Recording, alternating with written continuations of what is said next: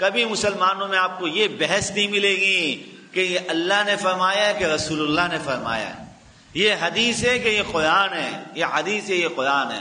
انہوں نے تحقیقات کے لیے حدیث کو الگ قرآن کو الگ جمع کرنے کے لیے تو بحث و مباحثے کیے، لیکن بدعملیاں کرنے کے لیے کبھی آپ کو یہ بحث نہیں ملے گی کہ یہ تو سنت ہے، عمل کر لو تو ثواب مل جائے گا، نہیں کہ تو کوئی گناہ کی بات نہیں ہے، کبھی آپ کو یہ نہیں ملے۔ ارے اللہ کے نبی کا تو مقصد یہی تھا کہ فیصلہ کرنے کا۔ اگر اللہ کو صرف قرآن پہنچانا تھا، اگر یہ بات غور کیجئے، جو لوگ سنتوں کے اوپر عمل کرنے کو مشکل سمجھتے ہیں وہ اپنے آپ اپنے دماغ سے پوچھیں، اگر وہ کسی اور کے سامنے بیٹھے اس سے پوچھیں۔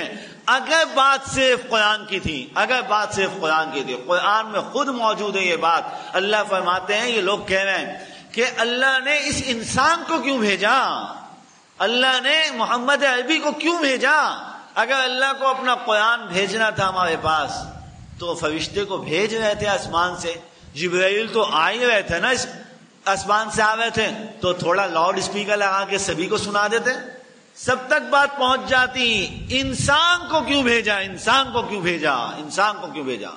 اگر معاملہ صرف قرآن کا تھا، اگر سنت ہمارا مذہب نہیں ہے، اگر سنت پہ عمل کوئی ضروری نہیں ہے، اگر پیغمبر کی شکل بنانا کوئی ضروری نہیں ہے، اگر پیغمبر کی سیرت پہ عمل کرنا کوئی ضروری نہیں ہے، تو آپ بتائیے کہ اللہ نے اس پیغمبر کو بھیجا کیوں؟ قرآن تو فرشتے کے ذریعے بھی نازل ہو جاتا۔